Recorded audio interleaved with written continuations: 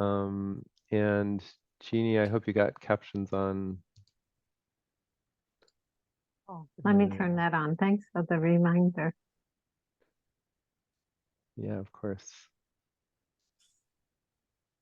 Peter, you usually do your welcome intro. Yeah, thank you, RJ. This is AI 101, February 1st, 2024. Yesterday we had a pretty cool call. I'm in the middle of posting it, and I don't think it's up on the website yet.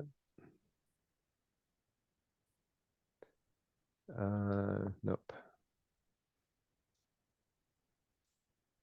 So I think that means that it's probably still on the HackMD. Let me get that up and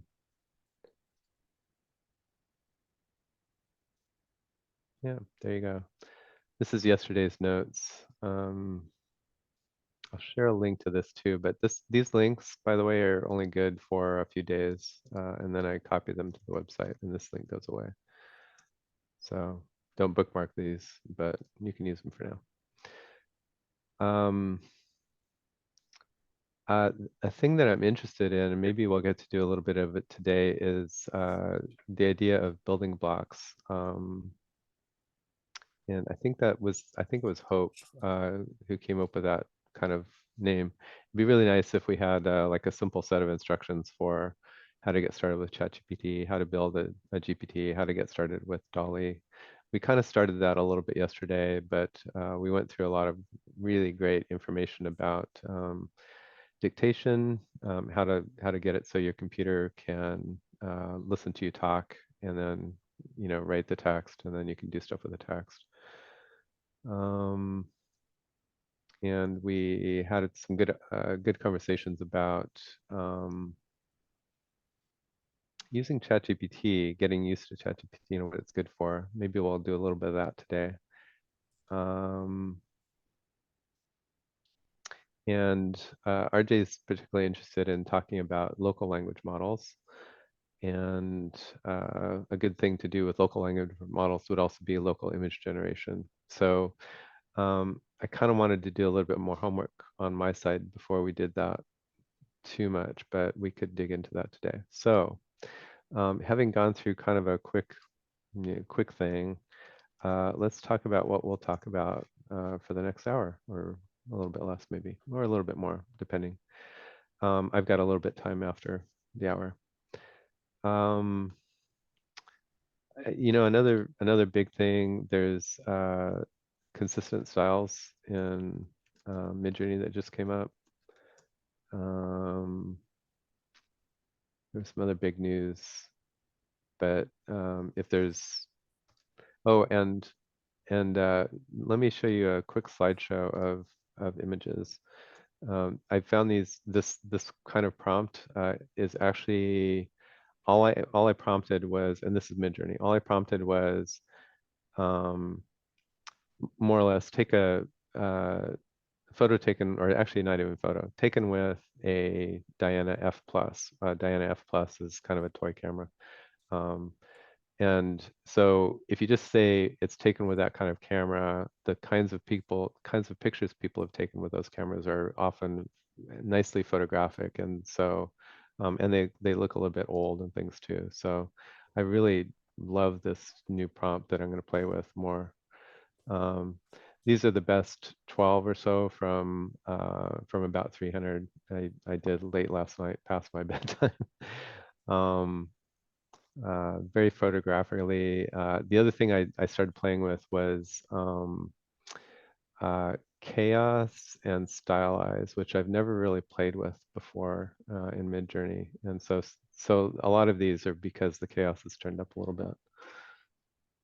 And this one blows me away because it looks like a real photo with the out of focus foreground, and I don't know, the winter sun on the trees, and the Brooklyn Bridge and One World Center, the One World Trade Center.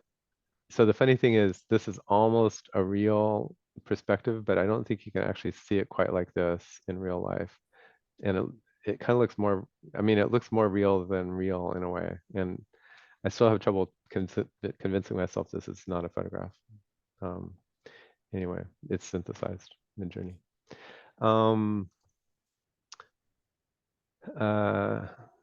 So I'm going to post a little bit in show and tell about that prompt, but the core of it is taken with Diana F plus.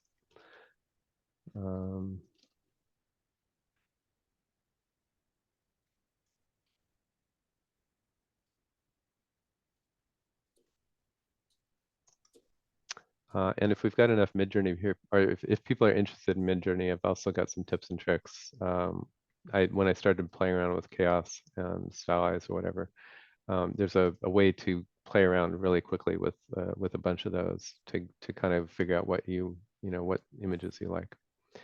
Let me stop the share real quick so I can see more faces.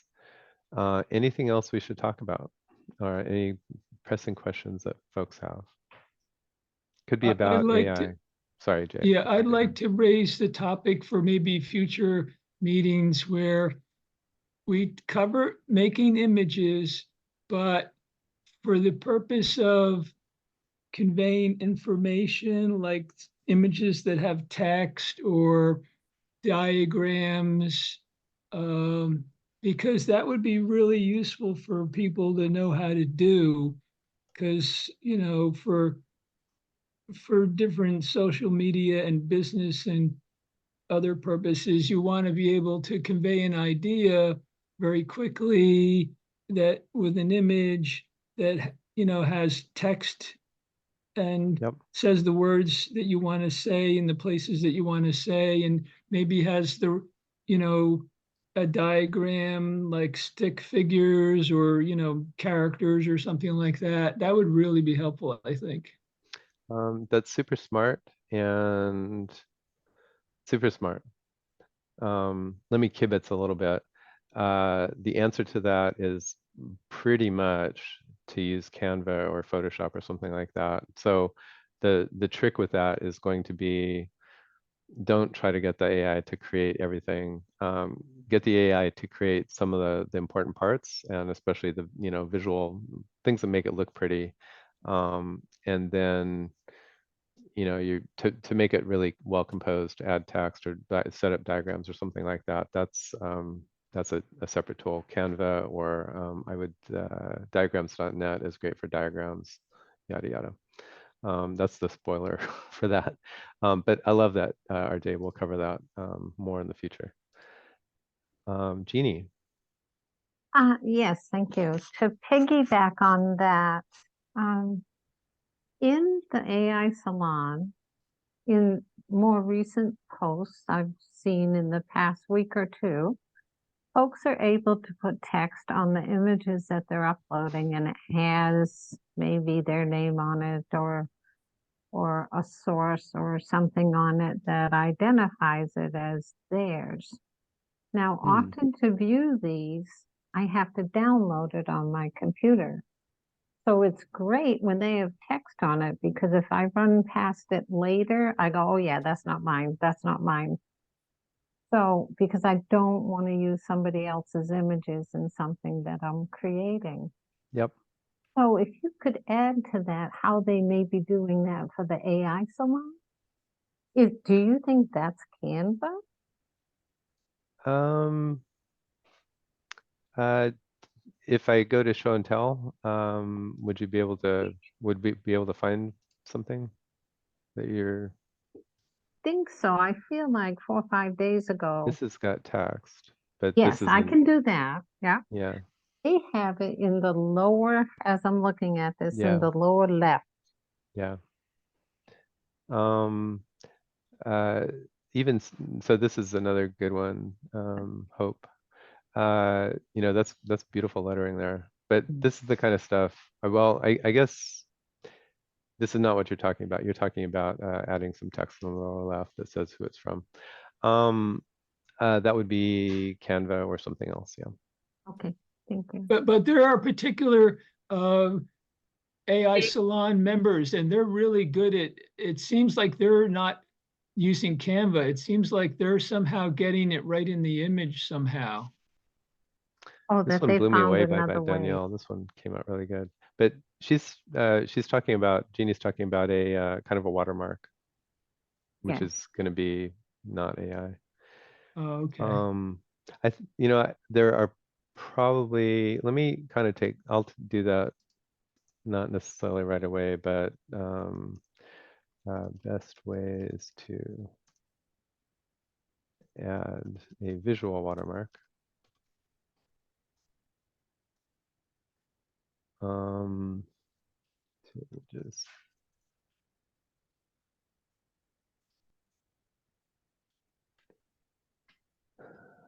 Uh, there, there's a continuum of apps between Canva and Photoshop too. There's a bunch more that are web-based, simple image editors.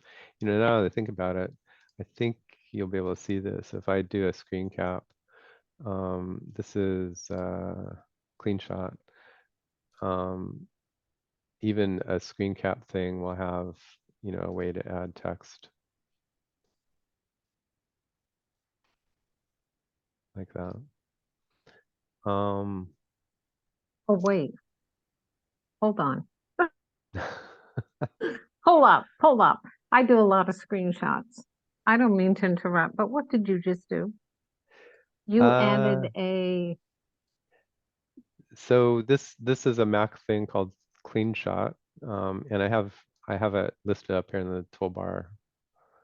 So I clicked there, did capture area, and then you can make the whatever you want, and then um, this one, I think many screenshot utilities will do this nowadays. You can save it or you can edit it, and you can um, a lot of them will have a way to blur out stuff that you don't want to share or whatever, or draw circles or lines or whatever. oh, I'll check So that, Microsoft. these Thank are you. these are like it's a super simple image editor that doesn't do very much, but it would be great at so um so Jeannie, I'm If not I sure that could, really oh, sorry. I was just going to um say, I just put the link of somebody uh, who's very often has images with text like built into them. So sorry about that. I didn't mean to interrupt. no. Um I um By the way, this is a new thing that we've noticed. If you go to anybody's profile, maybe that's not quite right. Um, uh, yeah, there you go. RJ, that link doesn't quite work for me. Oh, I'm sorry. It wasn't a link. It was just their name I Oh, their name. pasted. Sorry. This one. So Ted, right? Yeah, I Um, think he's the one that, and even back on the Discord site, he was able to put text in the yeah, image itself in many places. Like, it didn't really seem like it was um, added in. It was seems like it was an integral part of the image. like this. Yeah, but I'm talking about like really sophisticated images that have like, classrooms and things like that, and people and um, Uh, if it's, yeah. So this has got a lot of text, and you can tell it's, AI. Hmm. While we're thinking about this, I'm just going to search for Canva and Photoshop because those are kind of two ends of a spectrum. Um, and there's a whole bunch of other ones that are a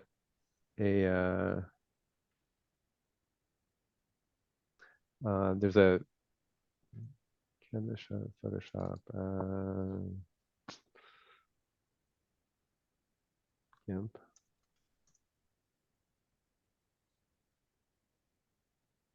Anyway, I'll do some more homework, and there's a few more like easy photo editors on the web. So, but back to Jeannie's question, Jeannie, this doesn't quite help you. What it would let you watermark your images, put, Jeannie on images you post, but images you download may or may not have the text on it, right? Right. So, uh, uh, so I think I to the way I would do that, and the way I've been pretty good at doing it, is anything that I generate goes in one set of download folders, and other stuff that I want to save goes in a different folder. I would just keep them in different folders. The other thing I do, stuff that you download from Midjourney is actually, it comes with the person's name at the front of the file name, so that's super helpful. And let me show you that real quick, by the way. Um, if I'm looking at one of my images, and there's two ways to download it, and if I right click on save it, it's going to have a super generic file name 00. The way to download stuff on Midjourney is to find wherever you download it. There's a download button somewhere, and then it's going to have Peter Kaminsky and some of the prompt. Same thing with Explore. I don't save too many of other people's photos, but every once in a while I do, because they're amazing. And same thing, you look for the download, and then it saves it to your computer with their profile name, so that you always know it's not yours. Yeah, that's helpful. Thank you.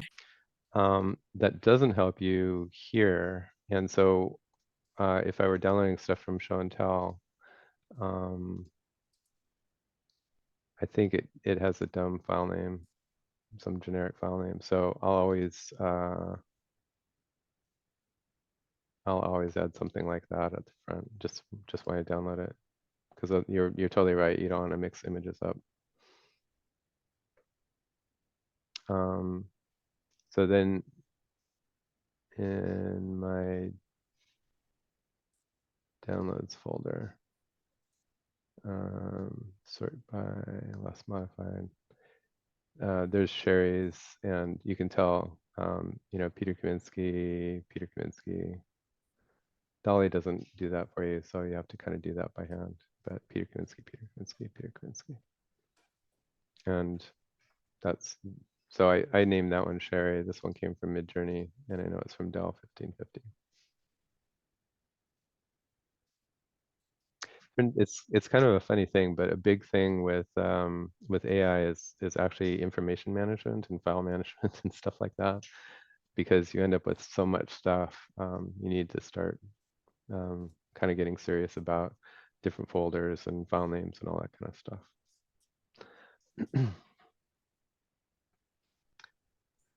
How can you delete photos on Midjourney? How can you delete photos on Midjourney? Because you don't like them, or? Just to get rid of some clutter? Kind of blows my mind because I'm a pack rat. um, I presume you're still using Discord to generate stuff. Yes. Let me show you a trick, actually, which is super helpful. I'm going to restart Discord here.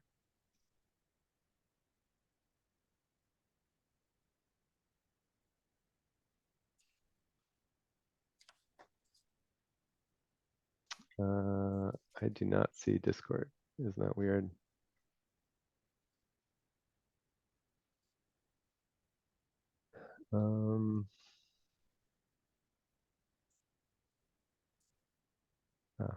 I had it minimized in a weird way. So this is going to be a little bit hard to to demo, but well, actually, I don't have to go all the way. Midjourney bot.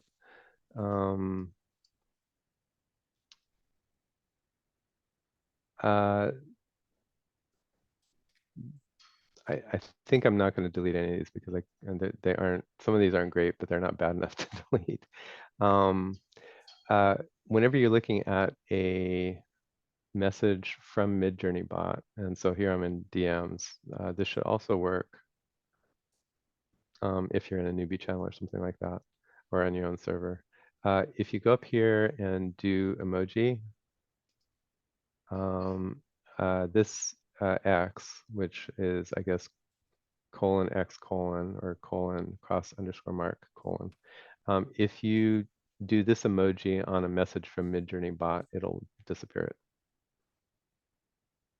So there you go.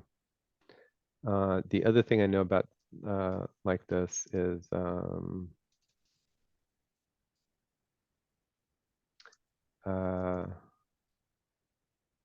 I think there's an emoji called envelope, and if you do that, it'll reply with the seed number, which is one of the few ways you can get it. I think you can get it from the website now. You used to not be able to, so you would do that trick. So anyway, does that make sense? It's kind of a weird interface, but you just, you know, it's like you're going to thumbs up it or smiley it, but you exit or envelope it. Got it. Thank you. You're welcome. Julia? No, you just answered my question. Never mind. Thank you. Awesome.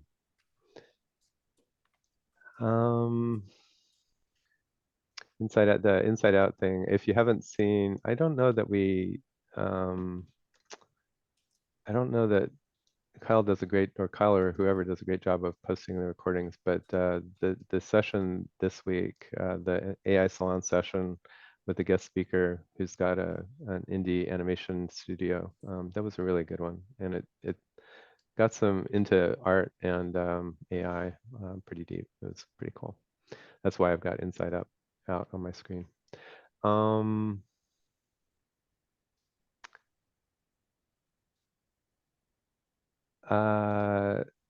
So how about if we, I guess, let me go through this. Let's talk a little bit about, this is going to repeat for folks from here yesterday, but I'll go through this kind of quick. And so we had a question in AI Salon, how can I get better at prompting with ChatGPT? The big secret is don't think about it too much, just practice it a lot. ChatGPT is really good at being conversational, and so you're not going to break it. You're not going to do anything stupid. It's not going to call you names. Just keep chatting with it. Maybe also practice with other LLMs like Pi.ai. And you have different kinds of conversations with Pi than with ChatGPT, but they're both easy to talk to and friendly and stuff like that. The trick with learning to get better with ChatGPT is to practice a lot. And then part of the practice is not just practicing the things that you're going to think you're using it for, like looking up, looking up facts or having it write your homework or whatever. That's kind of like the most boring thing that you can do with ChatGPT or an LLM. It's much better to do other kinds of things like help you with motivation and flow or structuring stuff where you kind of know what you want to do. I need to write a performance review, but I forget how to organize that. Give me an outline.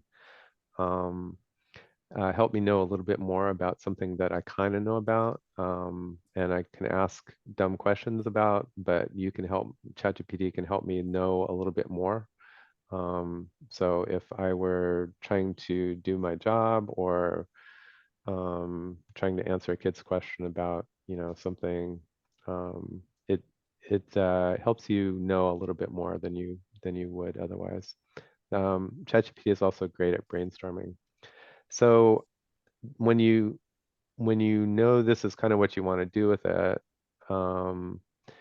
even still, to get started with ChatGPT and to get better with ChatGPT, play with it. Ask it silly questions. Ask questions like, why is the sky blue? Or why do people have freckles? Or what's a good recipe for spaghetti? If you had spaghetti and Reese's peanut butter cups, what kind of food would you make with it? Random silly questions are really good. And another trick is to do that throughout the day, not just at your desk. So have ChatGPT on your phone and um, ask it stuff. You know, a really great example. I live in San Diego where we have amazingly gorgeous weather like all the time. Today is actually one of our rainy days. We have an atmospheric river thing going on. This is me out on a walk, taking two pictures of the clouds. I was taking pictures of these clouds the whole time I was doing a walk. But at some point, I realized they're not just pretty, they're actually a weather thing. So it was a gorgeous day yesterday, and today's all rainy. I took these two pictures and I said, uh, because I was walking and typing, I actually, I spoke this. I didn't actually type it. So this is meant to say, what do clouds like this tell you about the weather? It came out with this question mark in the middle, and I think I had to fix even this a little bit, but this was close enough. I knew ChatGPT would, get it. So it goes into it. Altocumulus clouds, sheets and patches, wavy patterns. The thing that I thought was really interesting, it says, it may indicate there's a change in weather with a storm front, which is why they were in the sky yesterday. But um, uh, I thought this was really interesting. It said, by the way, if you kind of watch how these watch over the next period of time, if they spread out and thicken, it could signal the approach of a more significant weather system. So not only did it tell me in the moment, what's going on, kind of, but it was thoughtful and kept, said, hey, keep me posted, or keep yourself posted, keep watching the clouds and see what happens. If you've played at all with ChatGPT, you know that you can keep asking it questions. Another thing that's really good with ChatGPT is not to front load everything. Just have a conversation with it and ask it to to flesh out what you're keep asking it questions until you feel like you understand what it is. A great question, I guess, after this is besides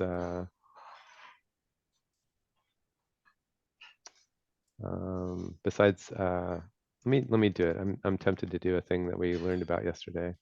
Thanks again, RJ. RJ taught us that you can go to speechnotes.co and click on this mic and say, besides altocumulus clouds, what other kinds of clouds are there? So instead of typing that, you can also ask, and it missed that, maybe because I have a little bit of noise in my background. What other kinds of clouds are there? Oops, I hit a J instead of a question mark. ChatGPT is really good at context, and so the way this works, by the way, the context for a conversation is each conversation has its own memory, and then outside of that conversation, it doesn't have any memory of other conversations you've had. So, and then kind of conversely, if I come back to a conversation, this one I started yesterday, and ask a question, it'll keep going in this conversation. Okay, any questions about ChatGPT? And partly the reason we went through that is maybe it was useful for somebody today. Maybe we'll be able to point to it from the website and say, if you want to know about ChatGPT, here's a quick, some quick tips. Julia. Yeah, I was wondering if you've ever taken, like, I take a lot of handwritten notes, and I was wondering, does ChatGPT have a capacity to take all my handwritten notes and organize them and digitize them into files? That's a really good question, and the answer is kind of. There are better tools for. Let's write this down. What are some ways to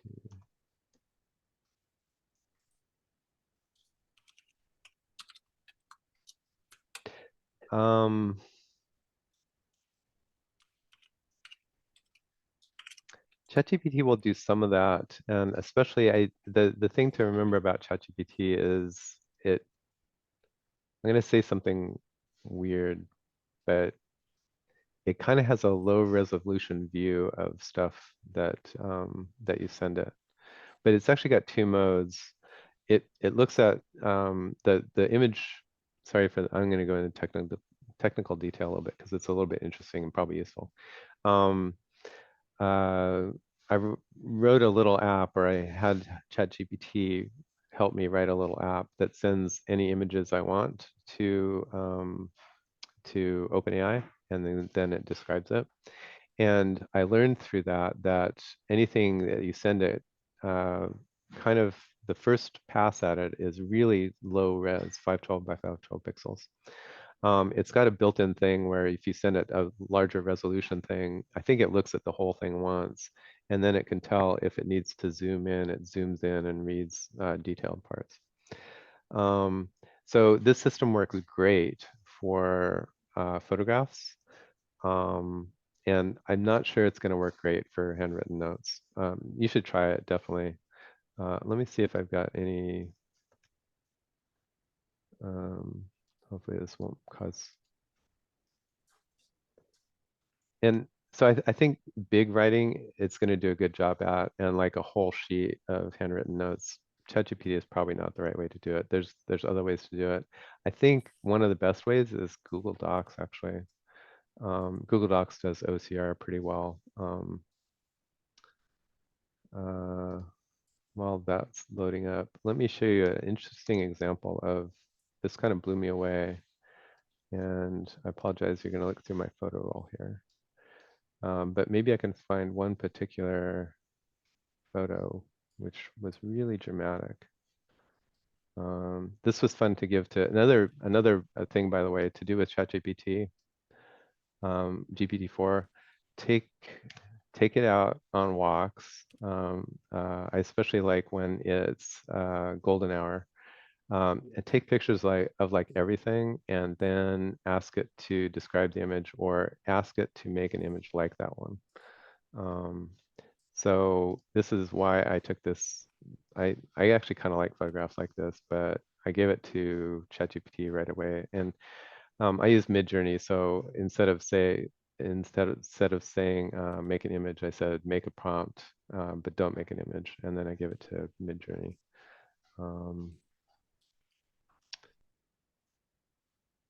This is maybe not the best example. I am not even going to look because I'm sure it's 500 images back. But anyway, this one blew me away. There's this weird thing that happens when you do that, and literally, the only reason I took this was to give it to ChatGPT. It does this weird thing where it notices stuff that people would not notice. So it got that it had this warning thing, and it was an AT&T, and it got these numbers right. F6749 is like, okay, cool. It it zoomed in, and it's like, and it was manufactured by ACP International. I think it even picked up this number, and it's like, so I looked at the description, and I'm like, what? How, was that a hallucination? And it's like, no, it's there. So this is an example of where it starts off with a low res view of it, but it could tell there was something interesting there. So it must have zoomed in and read it. So anyway, thanks for the question, Julia. I will kind of do some homework in the background, and at some point in the future, have a better answer. That was a great answer, though. And I forgot about Google Docs. I've used that before, so thank you. I think you've got the Pixel 7, is that right? Yeah. The Pixels also do amazing. Google Lens on a Pixel phone is really amazing too. And it does, it reads text, reads handwriting, it translates. They're really good. Surprised I didn't get a good. Google search has been a little bit slow. That's weird in general.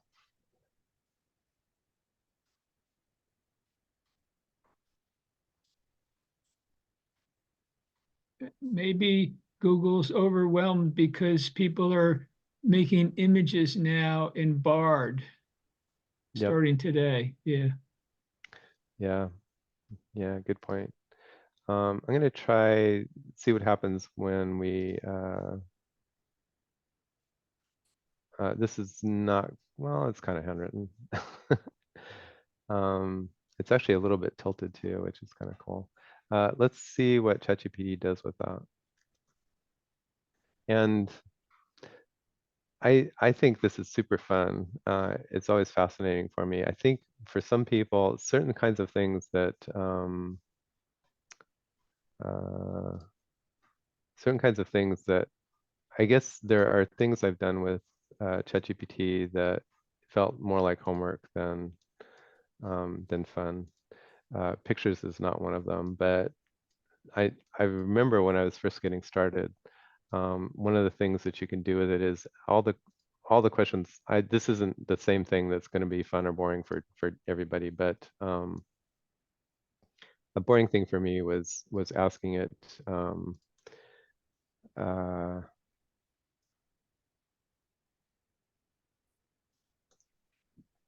giving it the same kinds of things I would usually Google.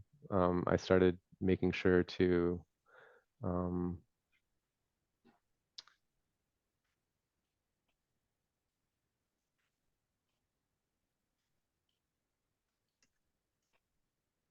anyway.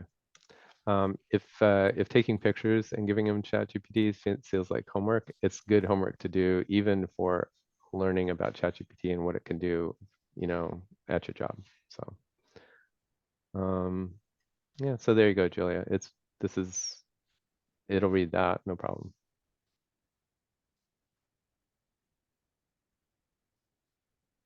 So you could probably take a handwritten page and take 3 pictures of it, and it would read all of it. But I think there's easier ways to do it. Easier, probably better ways to do it. If you need to do something with that text in ChatGPT, like write me a short story for kids based on that text. That's a good thing to do.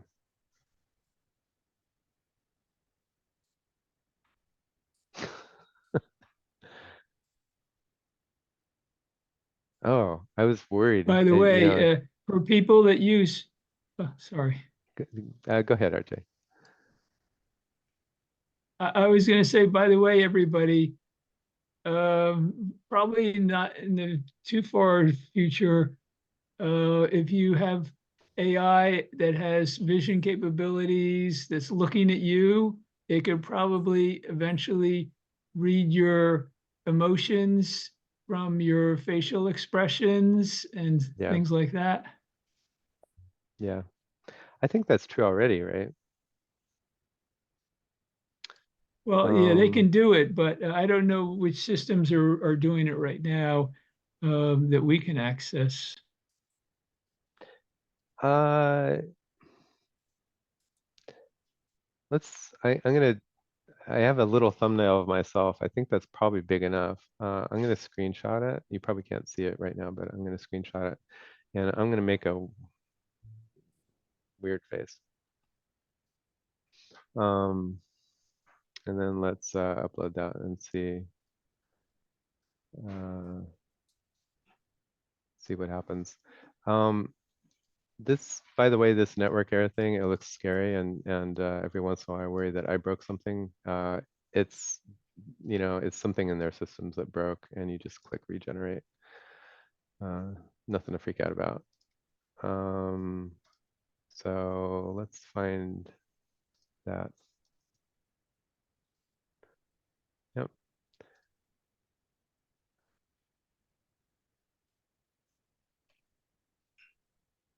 Um, let's do our. So what I did there was Command A or Control A on Windows, and then to select it all, then I want to delete it because I don't want that around anymore. Tell me about this person, period. How do you think he's or she is feeling? Question mark. What else do you see? Question mark.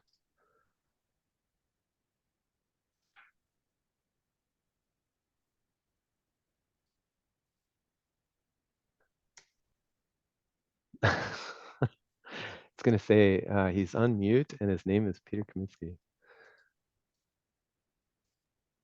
That's funny. Middle age, dude. Come on, man. Don't be rude like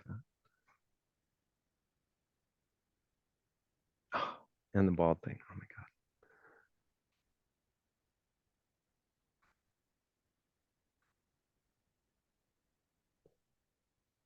my God. So to your point, RJ, surveillance systems have been doing that for a while, and you see the things about school kids in China, and it says here's all these kids and which ones are bored and which ones are paying attention and which ones whatever. So ChatGPT, and this is a low res picture, it did a great job, right? And they can also, I think they're using them now in stores where the surveillance cameras will look to see if anybody seems like they're acting like a shoplifter, Yeah, and also shopping patterns to see how different people shop. In fact, yep. they've also been doing that with shopping carts. I think they put GPS systems on shopping carts so they can tell as you're wheeling it around, what your patterns are. I wonder if they exhibit biases that they shouldn't in cases like that. I'm sure they do. And then there's a kind of a human thing where, you know, there's data and like patterns, and then there's interpretations of it, and then people make automated, biased interpretations systems. Um, so there's a difference between a person looking at somebody doing something and then a bot looking at it and having instructions. Well, if they're frowning, maybe they're, whatever. I wouldn't want a bot saying if he's frowning, he's going to be a shoplifter, for instance, or if he's bald, he's going to be a shoplifter or whatever. So there's definitely a danger in kind of like prejudging stuff. One of those days where everything's slow. I think. Okay, so let's let that sit for a little bit. I'm gonna do it. I'm gonna hit the regenerate button. So another little nugget thing that I would love to have on the can and on the website, and a pointer into the video saying this is how you do that. Let's make a let's make a GPT if folks are good with that.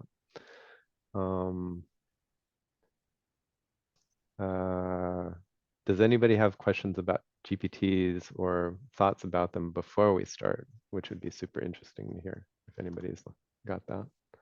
But otherwise, Julia, go for it.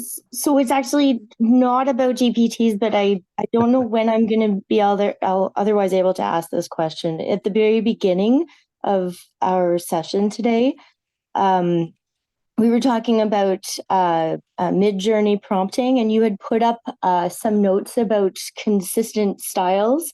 And then we talked about, taken with the Diana F plus and turn up the chaos or style or whatever within the mid-journey system. I just wanted to verify where you posted that. It was the consistent styles. Was that not in the water cooler chat, or do you have all of these listed within your summarizations of these meetings? Great question. And great question. Let's dig into it a little bit. In a way, Julia said, hey, Pete, I saw that you posted a thing. Where did you post that? Where would it be? Where would I find it again? And in part, that's an evolving answer. AI Salon in general is still kind of moving in and getting used to where things go. and then I'm still kind of moving in and getting used to where things go with the website that I'm setting up. Let me put a link to this in chat and talk through it. So I can kind of give you an answer, and I can kind of talk generally about the way it's evolving, and I also want to let everybody know this is a work in progress.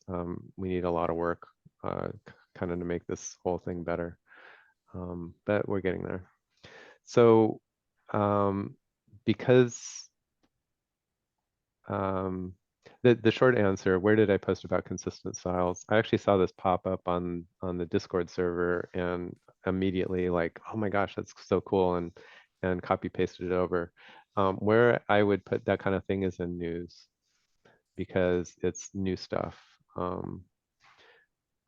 So this is other interesting news. Instacart, got away from its creepy AI food.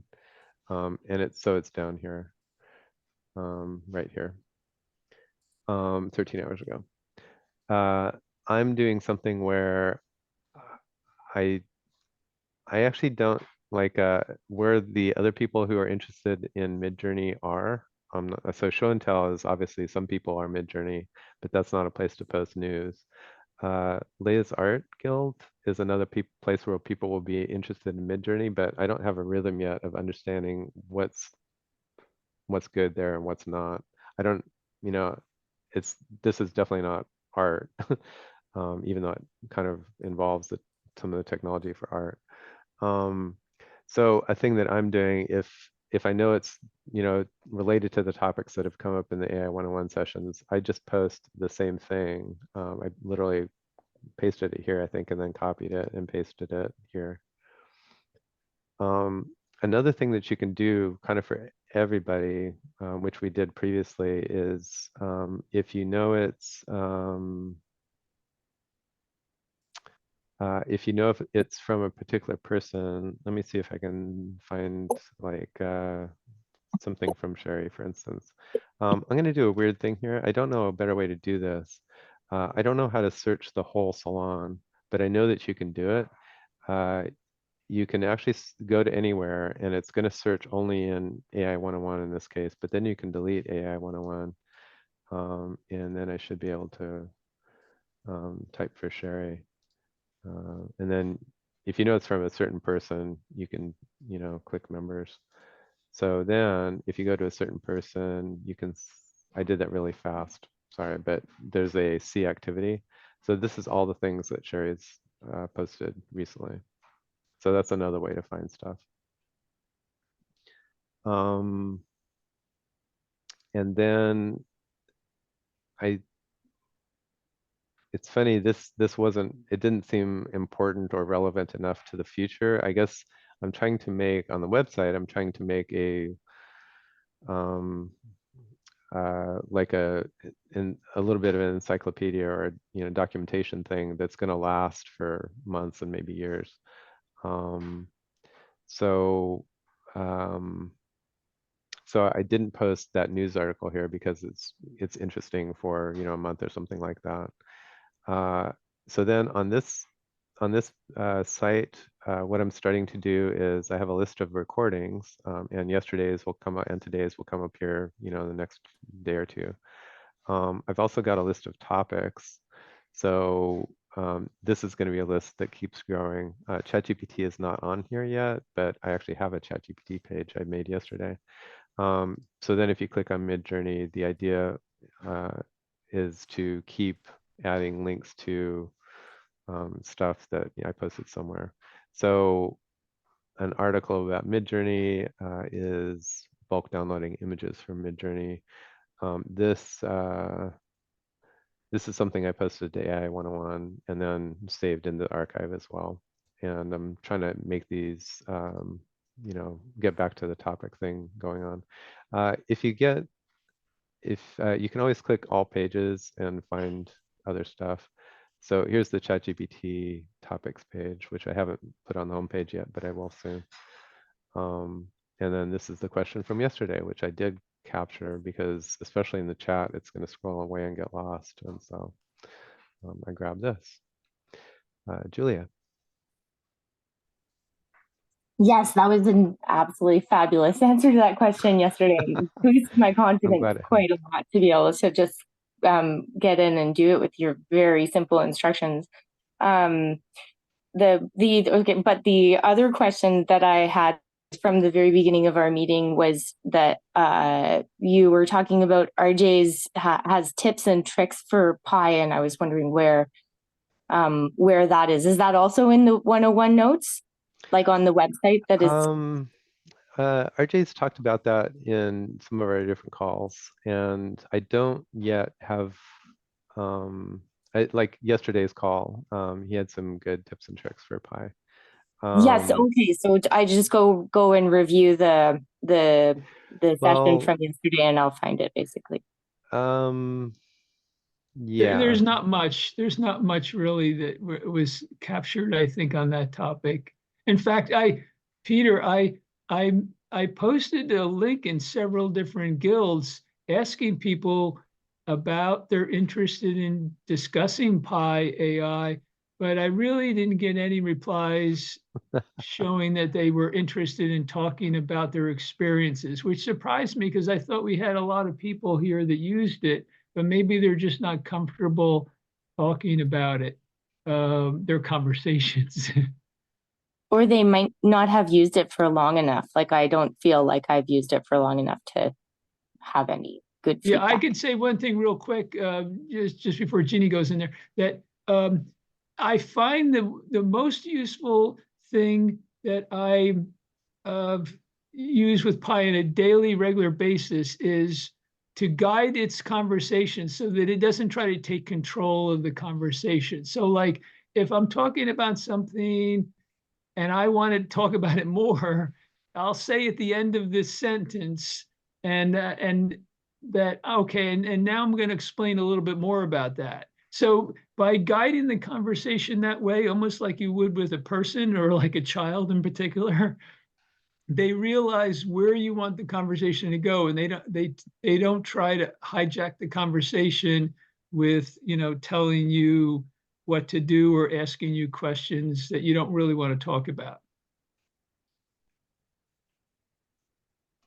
So you might find that helpful if you find that Pi is being frustrating in some way. You can typically guide it in terms of how the conversation flows. Another thing that can be annoying if you don't log in, which I don't log in, it might start calling you random names that it seems to pick out of a hat. But I always start my conversation by saying, hello, this is a non-user, ANON user. And this way it doesn't start calling me Fred or Jane later on. By the way, there is a Discord for Pi. So I'll put it in the link. If you're interested in chatting about your experiences with Pi, with other users, they have a Discord, and you can chat about your experiences or put down your questions and get answers. Okay, thanks, RJ. This is a good segue. Thanks, RJ, and thanks, Julia. Oh, sorry, Jeannie, you should go. Oh, I was just going to comment real quickly on Pi for RJ and for everyone. I thought over the last summer it was hugely, and I was on it every night. And then very quickly I found Kyle Shannon in this AI salon, and I was overcome with other things to listen to, so I never got back to Pi. But you mean to. What's that? But you want to, Yes. or you Oh, you yes. ought Yes. to, or something. Mhm. Cool. Thanks. This is a good segue into something that I've wanted to do with the AI 101 Guild for a while, and I feel like I'm finally getting enough kind of like infrastructure set up a little bit at least. I would like I would really like it if in AI 101 we had not just me teaching, but everybody knows a bunch of stuff. And so it would be awesome if we started doing um, other teaching sessions. So having RJ talk about Pi, teaching about Pi for 10 minutes or 15 minutes or an hour or whatever, that would be awesome. I think that's an awesome way to use our time. So that's something I'm kind of looking, I haven't, that's as far as I've gotten with the idea. And it was actually Kyle reminding me on Tuesday during the session. Oh yeah, and Pete wants to make sure that not only, not only do we learn stuff from somebody like Pete, but we also learn stuff from everybody who knows more than Pete.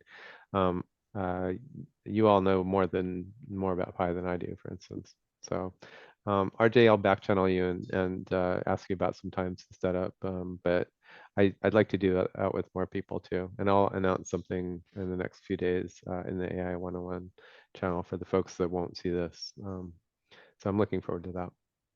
Jeannie. I Yeah, just that wanted would to, be great.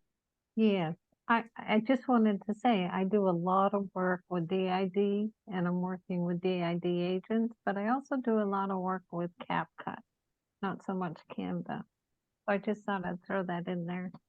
Um, say those names again. Studio DID. So that Yep. is an avatar builder, as you know, it's on Kyle's list. Yep. And I do storyboarding with CapCut and make short videos with CapCut. CapCut. Yes, CAPCUT. Yeah. Yeah. Awesome. Thanks, Jeannie. Maybe folks know about it, but Kyle, doesn't matter. Doesn't. It's a good thing to mention. Kyle has got a great list of AI tools, and often I don't see them. But where are they? It's not a Sangil. It's not a club. Oh, The there it is here. resources. Yep. Kyle keeps this curated list of resources, which is really great. Tools, resources, stuff. Left down.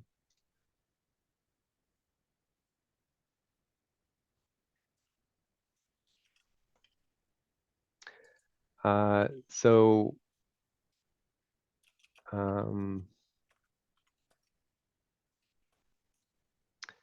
I really like Julia's question. If I needed to find something that was in a call, how would I, well, if I thought it was in the calls, how would I find it?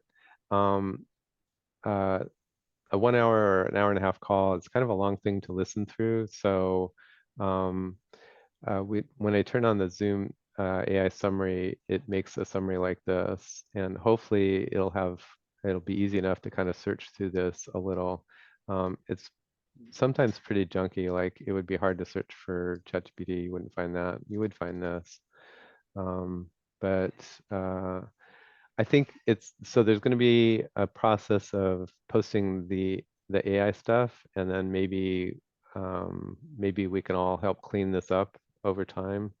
And then another thing is I'm going to start doing probably.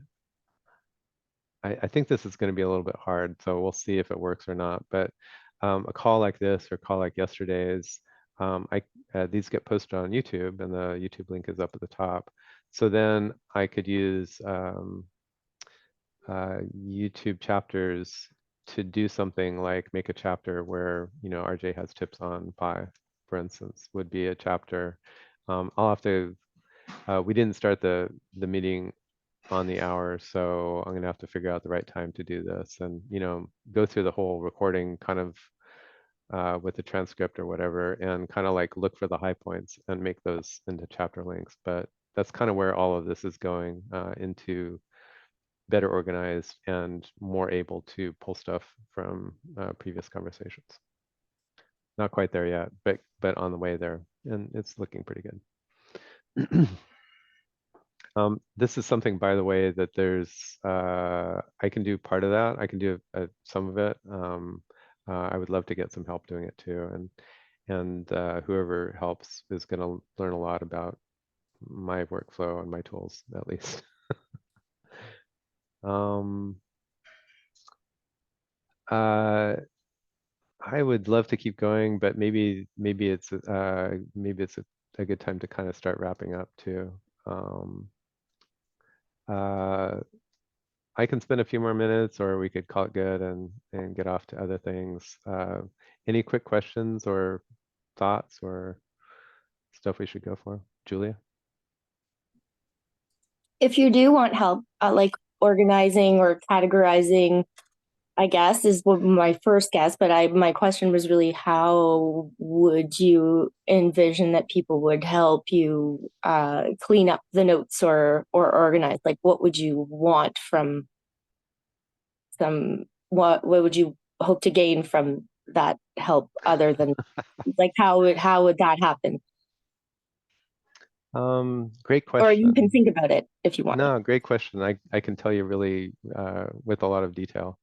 Um, and um, and and it involves tools and processes that you could repurpose for other things in either your personal life or your work life. So I think it's a win-win.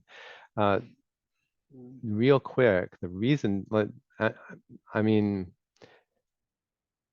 maybe it's obvious to everybody why you would do that, why we would do that, or why would I spend time doing that. But let's talk about that, because that's a good question right there. Hey Pete, let me share my screen again. Um,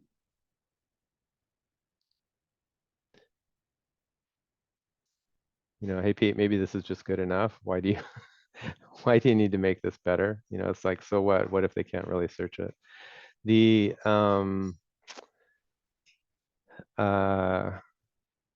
one reason to just go through and fix little things like fix these things is because somebody might search for Midjourney. And it would be really cool if they found all the right pages. I guess another thing is people who are organizing this site might do a search as they're putting together, as they're adding stuff to. Let me take a quick copy paste of this too. I'm going to paste it into Scratch over here.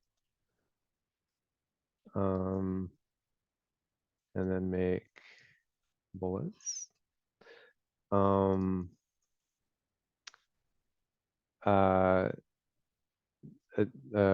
Volunteer like Julia. Thanks, Julia, for kind of volunteering. I'll ping you more, and maybe you'll still like the idea. It would be great if some of these pages, I found these pages with a search of Midjourney, and I didn't find any pages that only have mid space journey. Maybe I should search for that too. But anyway, some of these pages, maybe not all of them, should get on this list. So I don't know. Helping correct things a little bit helps everything kind of get corrected and so on and so forth. The another thing to note is that this system, this website, isn't part of AI Salon really, and that's kind of a good thing and kind of I mean, it's kind of a weird thing. It's not built into AI Salon. We have some ways in AI Salon to keep track of information like this, but not really any great ways. And so I kind of wonder, maybe a website like this for AI Salon in general would be a good thing, or maybe we'll use, instead of this system, we'll use Notion or something. It'll be interesting to see. So this website is built with a system that I've put together with some other volunteers. It's called Massive Wiki. So you can see this website looks like the other website. It's a way to easily build websites and host them for free, and it's kind of like a blogging system like WordPress or if you know static site generators, there's a few called Hugo and things like that. They help you set up a website. Massive Wiki is one of those. And so now the way it works is you can use different tools, but the one that I use is Obsidian, and the one that I recommend for most people. So unlike a regular wiki where you would just click an edit button on this page, let me go back to this page because we do want to edit this page. Instead of clicking on edit this page, you have a copy of the website on your computer. And this is the Midjourney topic page. So here it is here. This is editable now on my computer. So let me get back to that HackMD. And from HackMD, I can actually save it and it saves into the website automatically. So I do that usually with these meeting notes. I might edit these meeting notes a little bit, so I'm not going to do that. Although, let me do half of that. I download this file as Markdown whenever it's good, and then I can open that on my computer. And I happen to use two editors for this, Typora and Obsidian. You could use just Obsidian. I'm going to scroll down here and copy and paste this here. And maybe I'll do that a little bit differently. So I think I won't get the blank lines if I do it that way. Yep.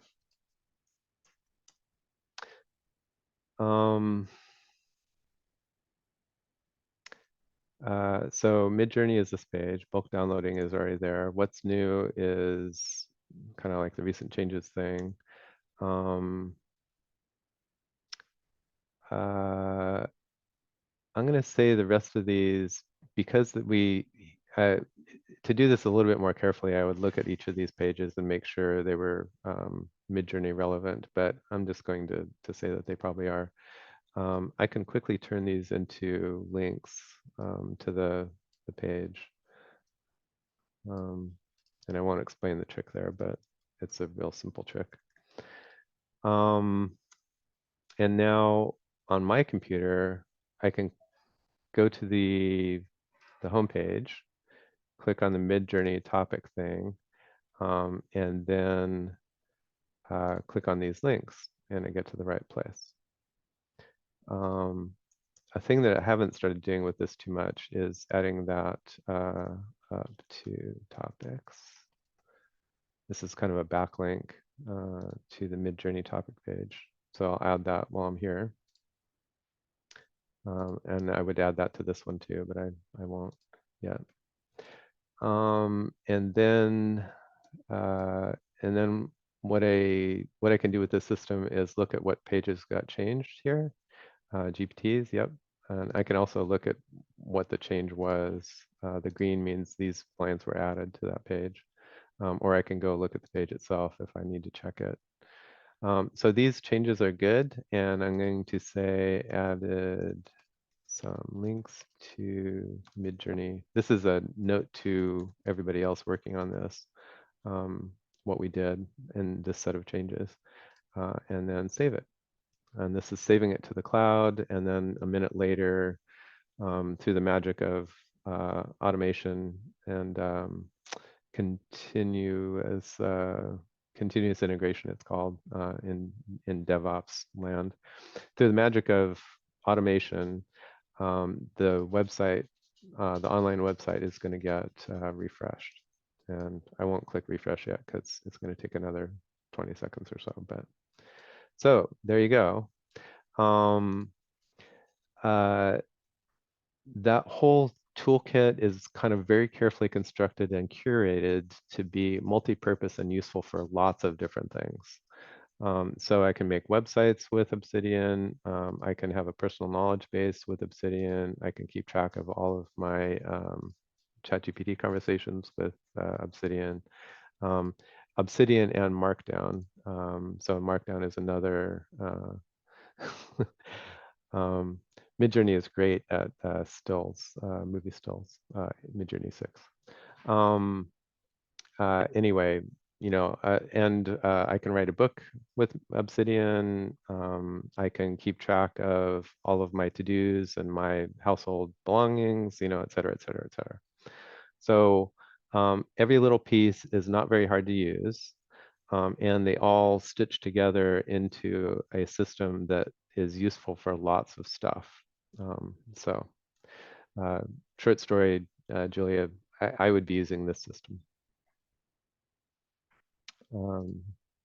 Jeannie, you got a question? Yes, thank you. Um, okay, so you just opened up another can of worms here, or a rabbit hole, or however you want to say that. When you just said you can write a book with Obsidian, um, geez, where do you start? A lot of applications can write books. Some of them publish them.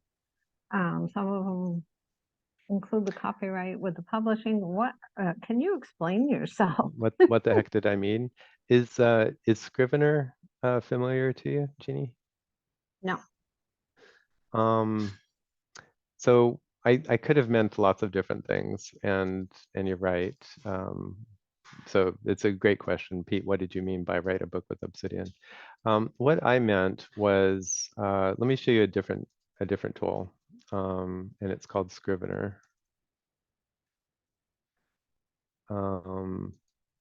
Scrivener has been around for, gosh, I don't know, like 20 years, probably more. Um, uh, if you're writing a book, like a nonfiction book or a fiction book, um, you've got hundreds of pages of material to keep track of. Probably some of that you're going to throw away or use for the next book or whatever. You need to keep track of your characters, or you need to keep track of your topics. You need to keep track of tons and tons of stuff. So Scrivener has been around for decades, and it's one of the power tools that professional, people who are writing a book use to keep track of information, like a list of characters, like the overall arc, which act is happening where, which characters happen in which act, um, uh, you know, uh, notes from notes from reviewers of early drafts, all of that stuff you need to keep track of. Scrivener has been kind of one of the best ways to do that for decades. Obsidian is a lot newer, and it's kind of grown up from a small thing to be a bigger thing. But now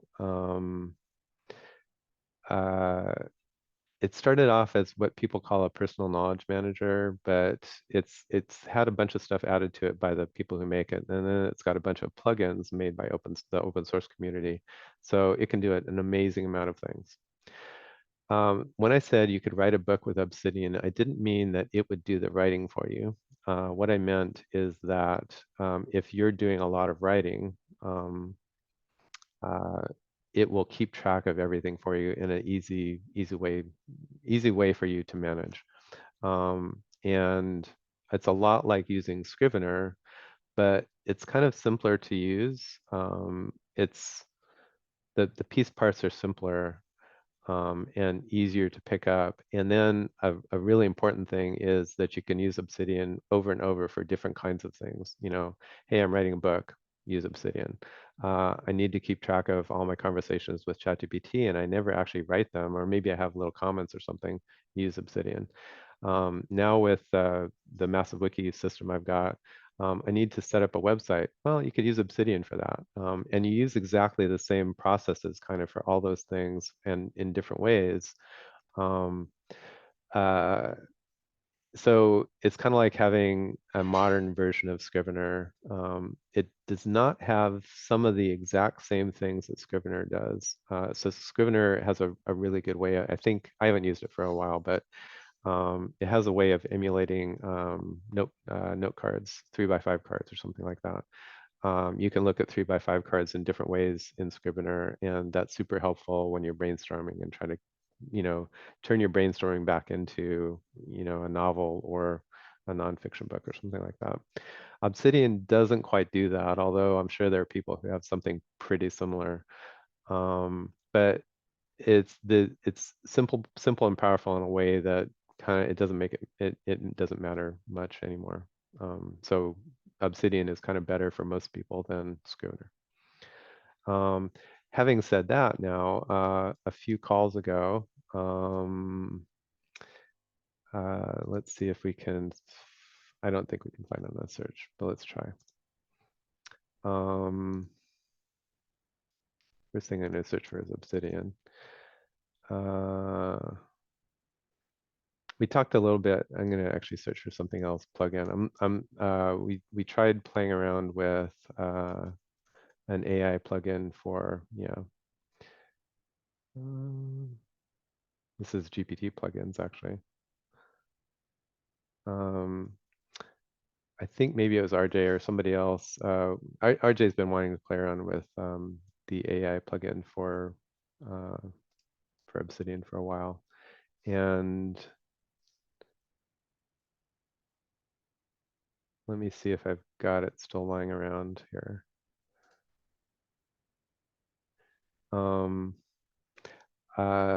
Another thing that I add on top of Obsidian another tool that a lot of other people use, software developers use actually to track versions. But Obsidian is pretty good by itself. If you add this version tracking thing, you get mind-blowing power in keeping track of different things and different versions of it and stuff like that. Because I know that, I have a power tool here, version control power tool, which is not too hard to learn, more or less. I know that I can junk this up however I want to. And the version tracker will keep track of it, and I can do undos as much as I need to. So I'm going to do a crazy thing and go to the Dolly page and highlight this. I wonder if this will work. You would need to share again, Peter. I've been doing brilliant stuff on my screen. I'm sorry. So sorry, folks. Well, I waited until you were done searching for things to point that out because I didn't think you were ready to share yet. I was pretty careful searching. I didn't have anything in private or embarrassing or whatever. Let me, so what I was showing, you can mess up. Usually you're not messing stuff up. Usually you're writing new things. But I trust my version control system so much that I can go in. This is the website, right? The live website. It's only, right now, this copy is only on my computer. I can see what's changed on any of these and I can revert. So what I said I was going to do was we installed the AI plugin on this vault, this repo recently, and I was just going to show off. I said that Obsidian can't write for you, but with a ChatGPT plugin, you could. So you can highlight any text in Obsidian, and then this is a third-party tool. It's a free plugin that uses my open API key, which is not free, but it's very cheap, to finish text. So this is a weird example because it actually didn't do too bad of a job here. But whatever you're doing with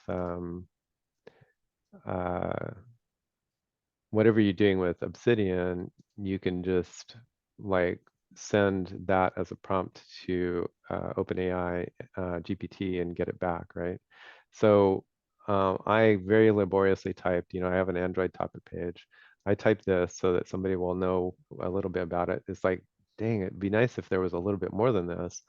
I'm not sure I will keep this, but this was just written by me clicking on a button and getting GPT to complete it, right? So I could do something else like story about bear and mouse. So if I need to do, if I was writing a novel, I could do this. And instead of copying and pasting back and forth between ChatGPT, I can just do it straight in Obsidian through the magic of the plugin and through the magic of the open AI API. And then maybe as a quick demo of the way I showed real quick to make a link. I guess if I were writing a novel and I wanted ChatGPT to be a little bit creative and brainstorm, hey, I need a story about a bear and a mouse. I can go in here and make these into links and then say, click that link.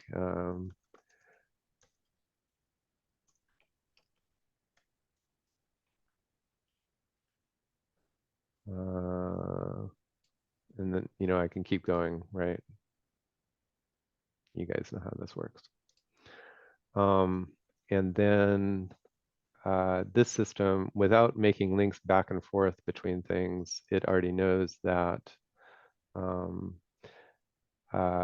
this is the page about Bruno. And there's another page, which is currently called Untitled, which talks about Bruno because I made a link. Let me copy this title up here.